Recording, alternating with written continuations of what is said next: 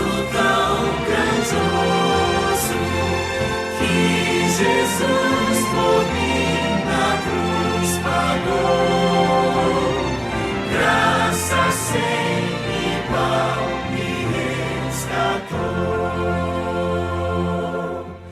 Enquanto as horas passam, eu vivo em doce paz e aguardo meu bom mestre, que tão feliz me faz. A mim Jesus virá buscar, então com ele irei morar.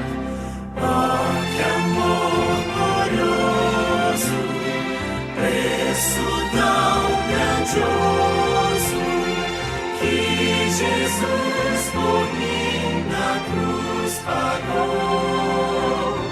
Graça sem igual me resgatou.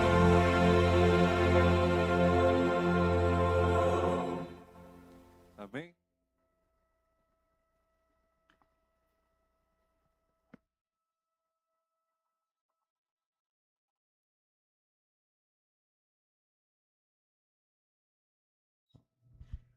Curve sua fronte, feche seus olhos.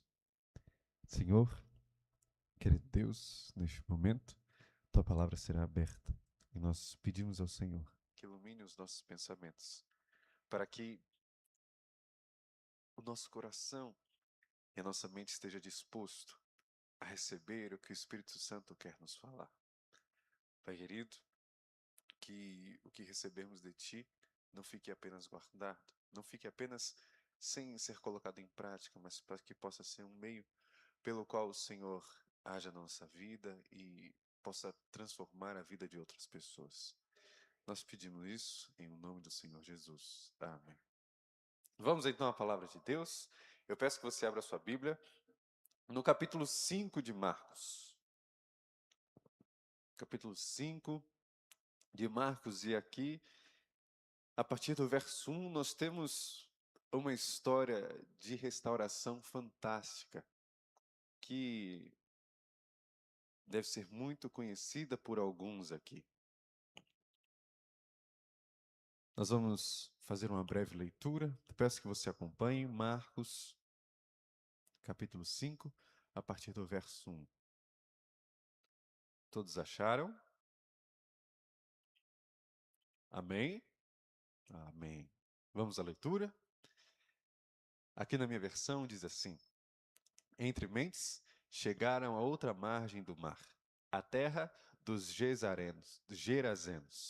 Ao desembarcar, logo veio dos sepulcros ao seu encontro um homem possesso de espírito imundo, o qual vivia nos sepulcros, e nem mesmo com cadeias alguém podia prendê-lo. Porque, tendo sido muitas vezes preso com grilhões e cadeias, as cadeias foram quebradas por ele e os grilhões despedaçados, e ninguém podia subjugá-lo. Andava sempre de noite e de dia, clamando por entre os sepulcros e pelos montes, ferindo-se com pedras. Quando de longe viu Jesus, correu e o adorou, exclamando com alta voz: Que tenho eu contigo, Jesus, Filho de Deus Altíssimo, Filho do Deus Altíssimo? Conjuro-te por Deus que não me atormentes. Porque Jesus lhe dissera: Espírito imundo, sai desse homem. E perguntou-lhe: Qual é o teu nome? Este é Jesus. E respondeu ele: Legião é o meu nome, porque somos muitos. E rogou-lhe encarecidamente que não o mandasse para fora do país. Ora, pastava ali pelo monte uma grande manada de porcos, e os espíritos imundos rogaram para Jesus, dizendo: Manda-nos para os porcos, para que entremos neles. Jesus o permitiu, então, saindo o espírito imundo, entraram nos porcos, e a manada, que era cerca de 2.000, precipitou-se despenhadeiro abaixo, para dentro do mar, onde se afogaram. Os porqueiros fugiram e anunciaram na cidade e pelos campos. Então saiu o povo para ver o que sucedera. Indo ter com Jesus, viram o endemoniado, o que tivera a legião assentado, vestido em perfeito juízo, e temeram. Os que haviam presenciado os fatos contaram-lhes o que acontecera ao endemoniado e acerca dos porcos. E entraram-lhe e rogaram-lhe que se retirasse das terras deles. Ao entrar Jesus no barco, suplicava-lhe o que fora endemoniado que o deixasse estar com ele. Jesus, porém, não lhe permitiu, mas ordenou: vai para a tua casa, para os teus, anuncia-lhes o que o Senhor te fez e como teve compaixão de ti. Então ele foi e começou a proclamar em Decápolis tudo o que Jesus lhe fizera, e todos se admiravam. E aqui encerra a história do endemoniado Gerazeno. É importante entender o que aconteceu antes de Jesus se encontrar com o endemoniado, porque aí nós entendemos algo muito importante da pessoa do Senhor Jesus Cristo. Se a gente volta para o final do capítulo 4, o que é que tinha acontecido? Olha aí na sua Bíblia. Se você volta para o último relato do capítulo 4, o que é que havia acontecido? Quem pode me responder? O que é que tinha acontecido? É o 4 a partir do verso 35. O que é que aconteceu aí?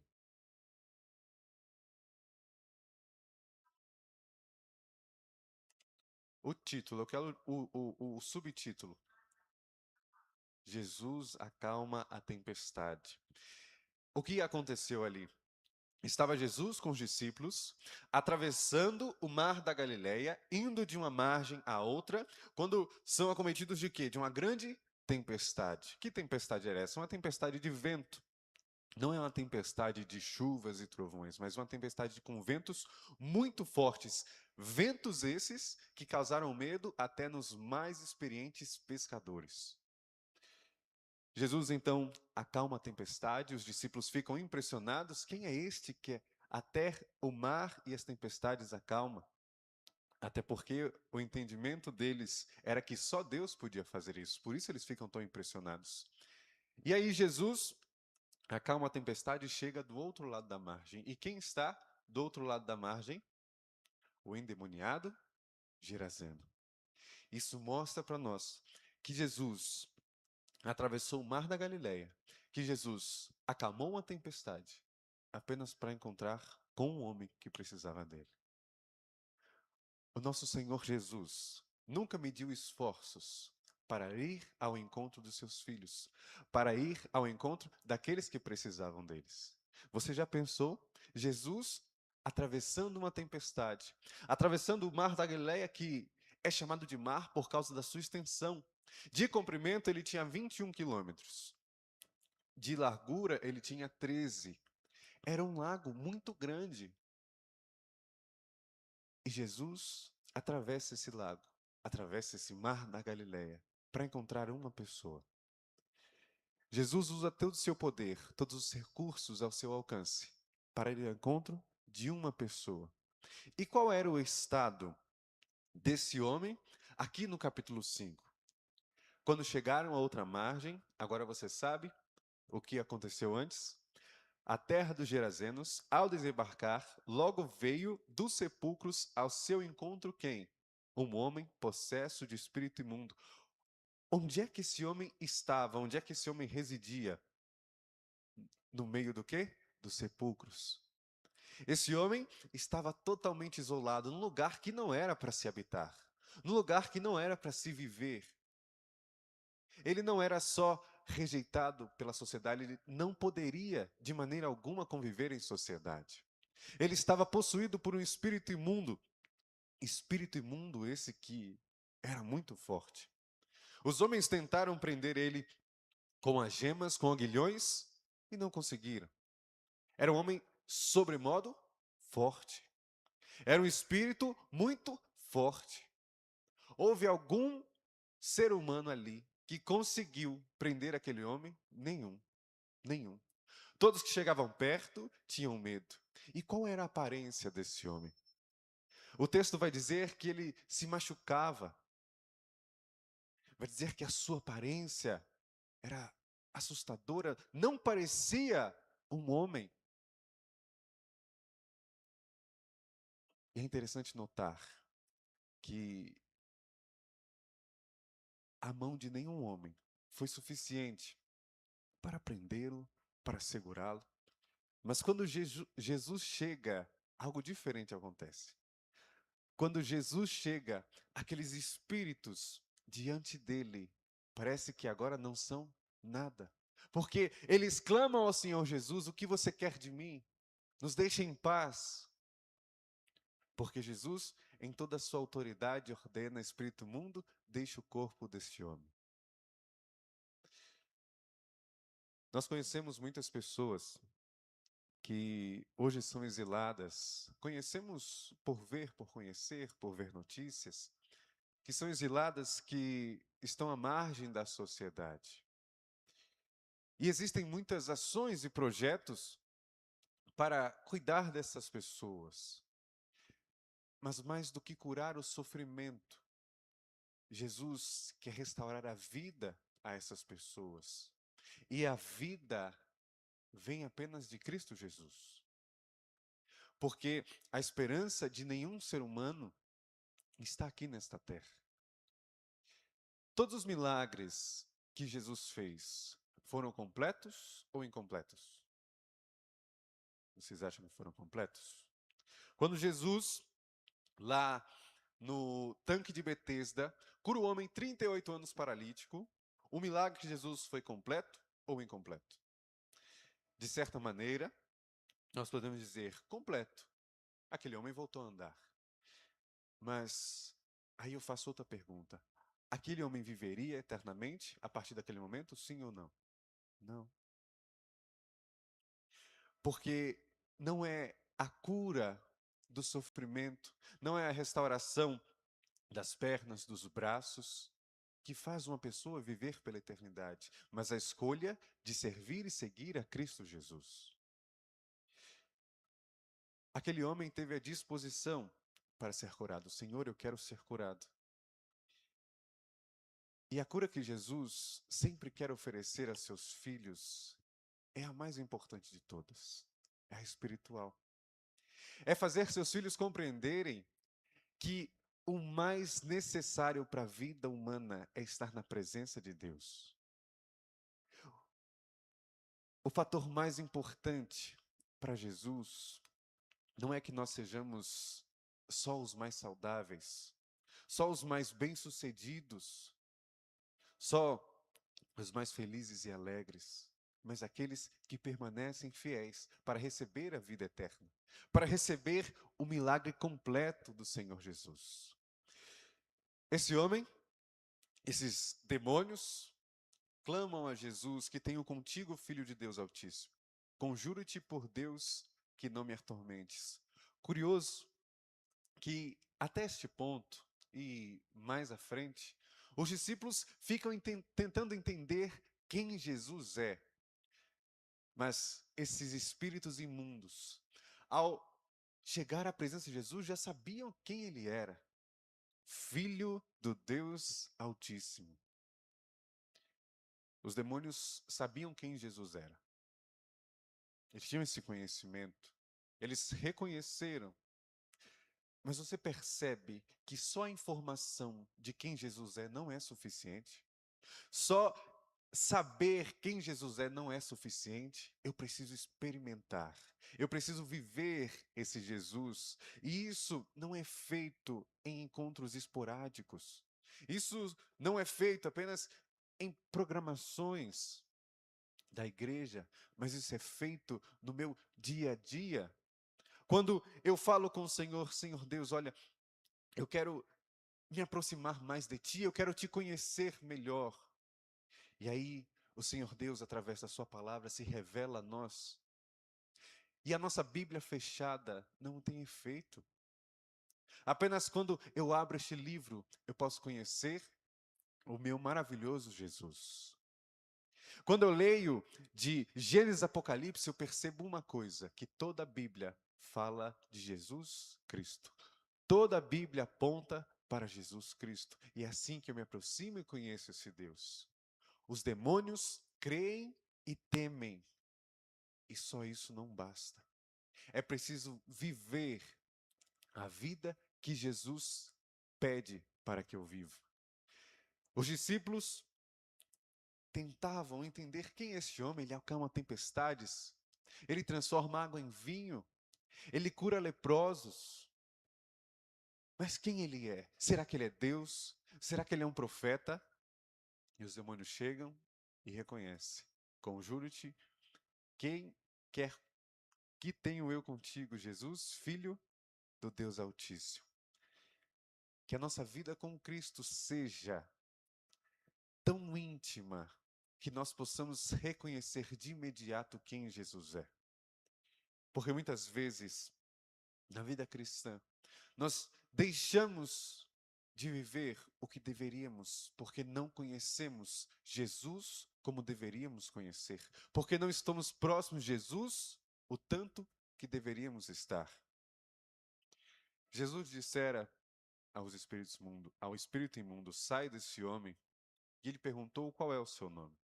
Respondeu ele, Legião é o meu nome, porque somos muitos. E rogou-lhe encarecidamente que não mandasse para fora do país.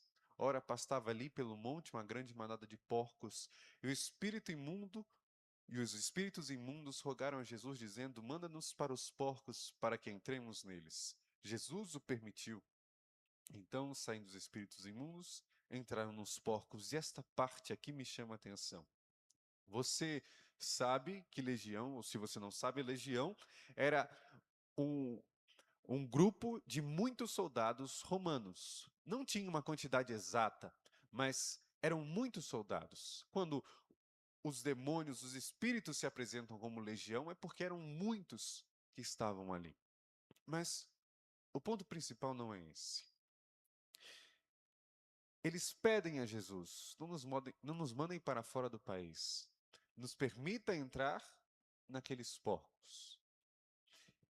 E aí, é curioso que não é Jesus quem manda os espíritos. Jesus não desloca os espíritos para os porcos. Jesus permite que os demônios entrem nos porcos. E a quantidade era 2.000 porcos.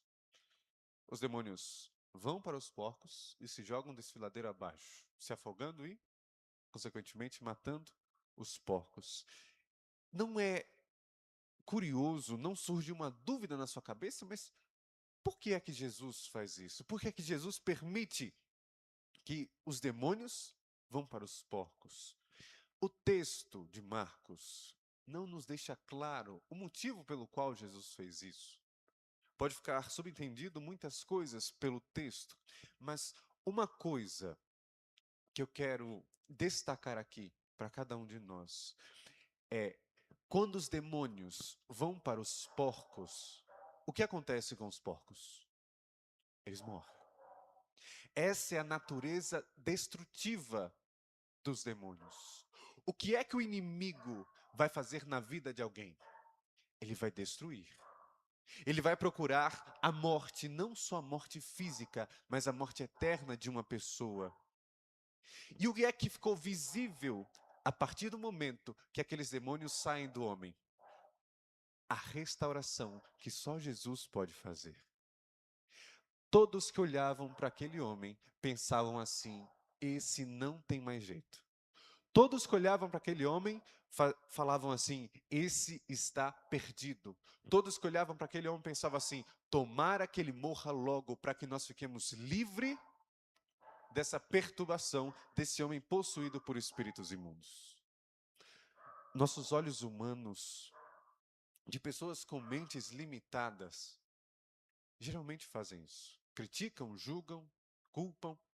E quando nós vemos uma situação que parece não ter problema, nós desejamos que ela simplesmente acabe, que alguém resolva, que isso vá embora. E aquele homem não estava só afastado, mas era odiado pelas pessoas. Só que o olhar de Jesus é diferente. Lembra que Jesus atravessou uma tempestade só para encontrá-lo? Quando Jesus o encontra, ali estava determinada a restauração daquele homem. Ele seria curado porque Jesus estava ali. Ele seria curado porque ele teve um encontro com Jesus. E aquilo que parece impossível ao ser humano é completamente possível para o nosso Senhor Jesus.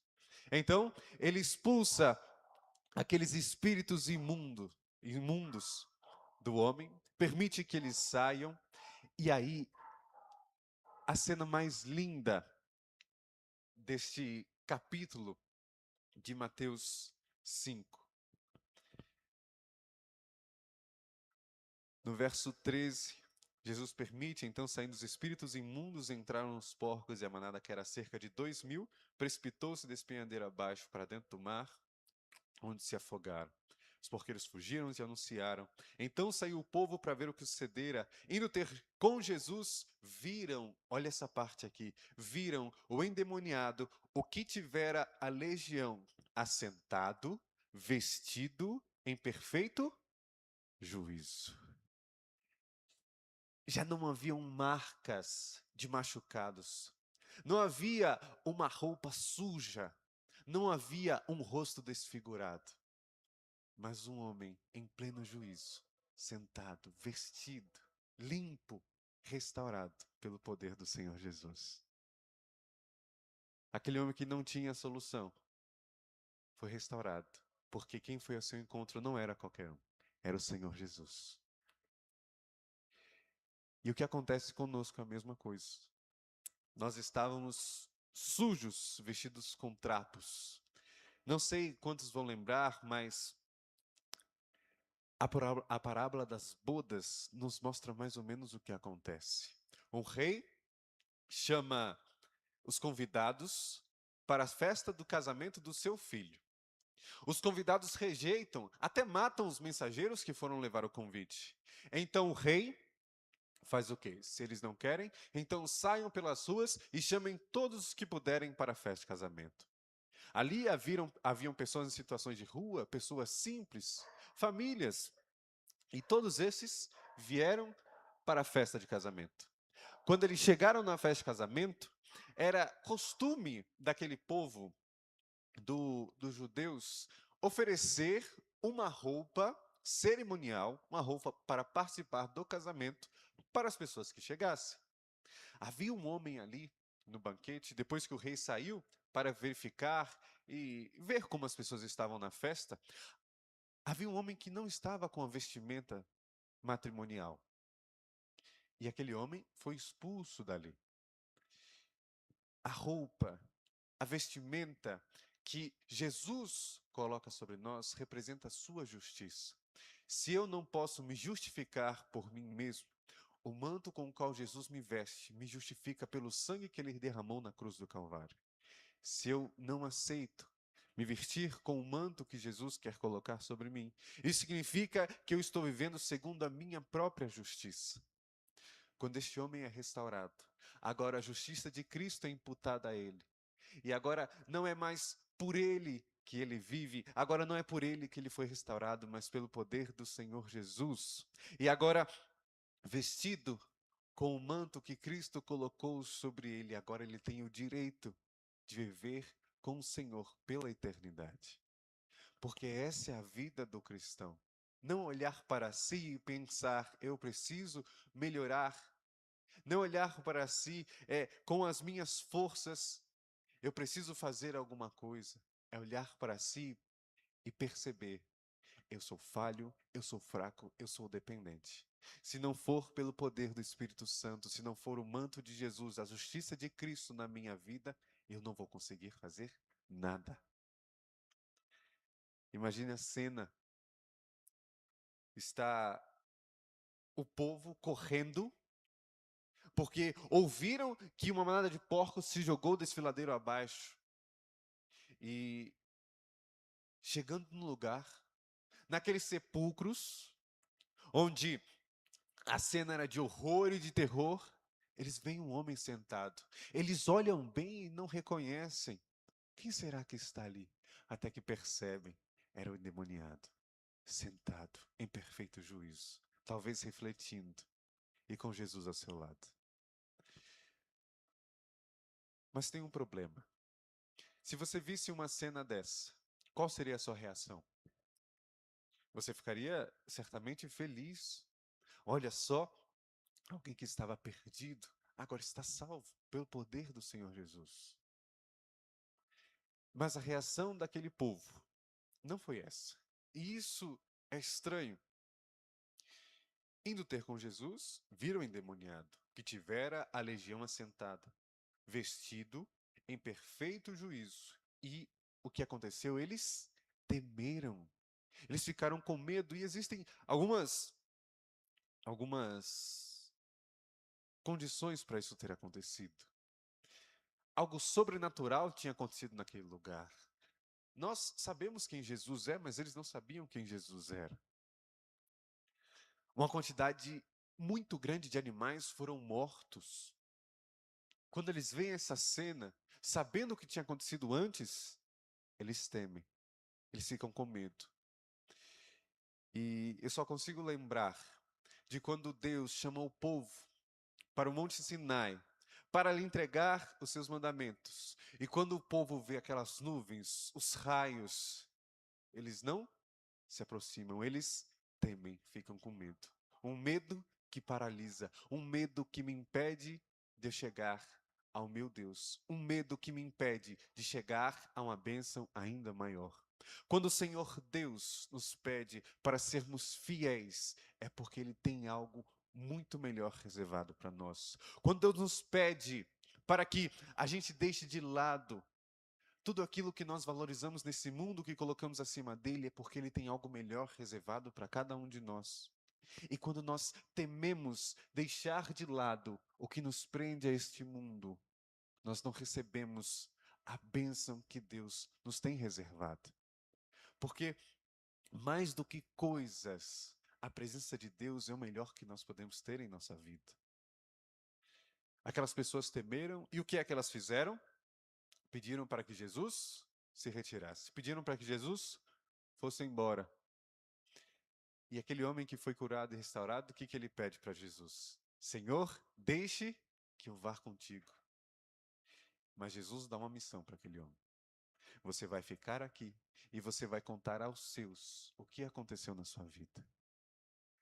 A nossa casa, o nosso lar, é o primeiro lugar onde começa a mudança e a restauração.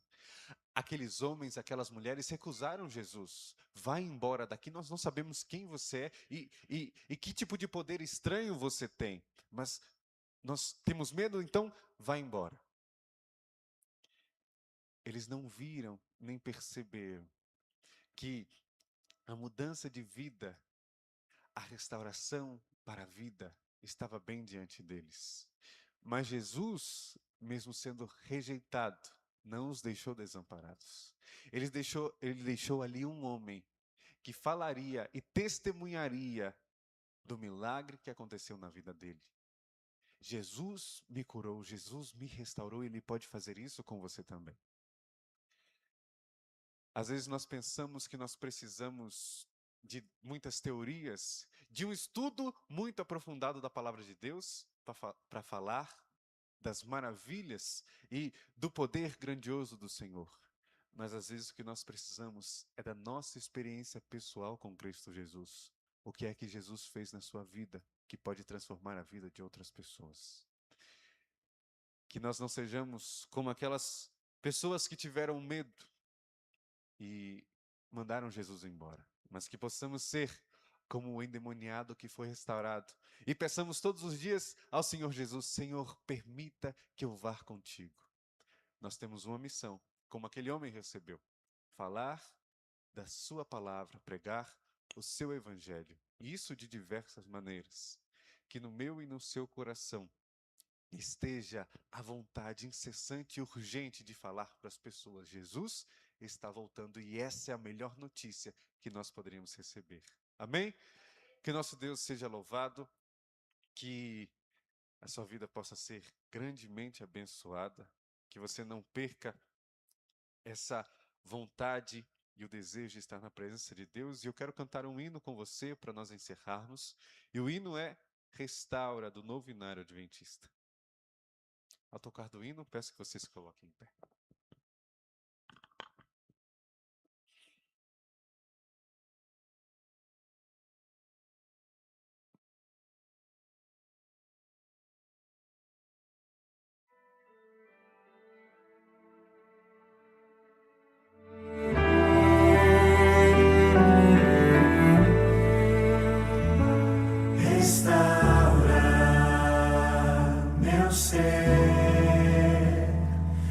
Restaura meu viver, restaura minha consagração, restaura meu quebrantado coração, restaura meus sonhos, restaura os meus planos, Senhor, restaura minha vida por completo, para que todos saibam que Tu és meu Deus, porque Teu é o poder e o louvor, porque Tu és a paz e o amor, a Ti toda honra e glória rendemos, Senhor. Grandioso é Teu agir em nossa vida, restaura.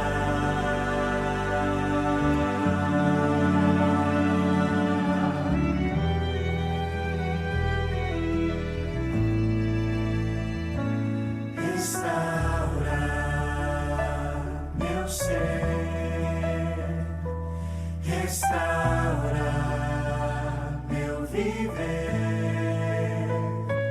restaura minha consagração, restaura meu quebrantado coração, restaura meus sonhos, restaura os meus planos, Senhor, restaura minha vida por completo, para que todos saibam que Tu és meu Deus, porque Teu é o poder e o louvor, porque Tu és a paz e o amor, a Ti toda honra e glória rendemos, Senhor.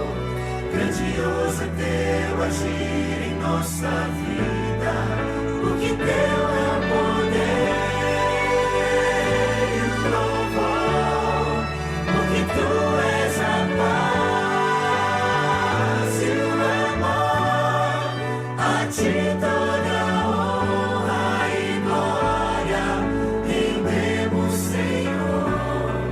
Grandioso é Teu agir em nossa vida, restaura,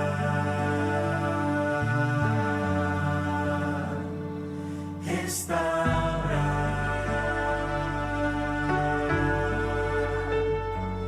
restaura.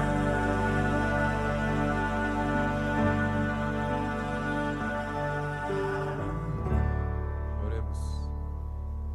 Senhor Deus e amado Pai, diante de Ti estão Teus filhos, nós que somos falhos e pecadores.